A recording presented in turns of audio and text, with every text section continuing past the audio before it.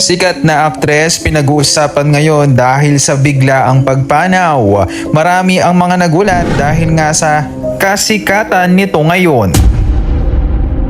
Para sa kabuuan ng balita, alamin natin ang buong detalye.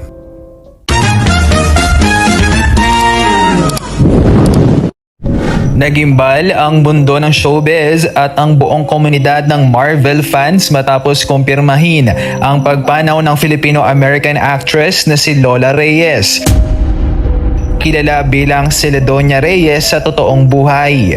Sa edad na 79, nakilala ng husto si Reyes sa buong mundo dahil sa kanyang iconic at nakakatuwang pagganap bilang lola ng karakter ni Ned Leeds mula sa aktor na si Jacob Batalon sa blockbuster movie na Spider-Man No Way Home noong 2021.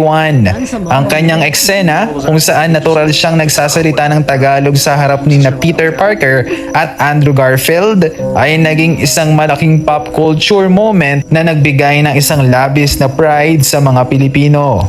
Ayon sa mga opisyal na ulat mula sa kanyang pamilya at malalapit na kaibigan, pumanaw ang veteranang aktres ng payapa at nakalibot ang kanyang mga mahal sa buhay.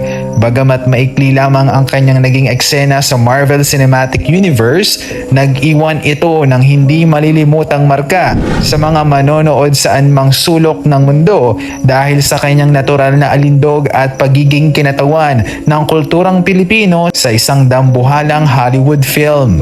Marami sa kanyang mga nakatrabaho at tagahanga ang nagpaabot agad ng kanilang pakikiramay at pagpupugay sa kanyang naiwang alaala. Ano ang pinakapaborito mong linya o eksena ni Lola Reyes sa Spider-Man na hinding-hindi mo malilimutan? Comment down below.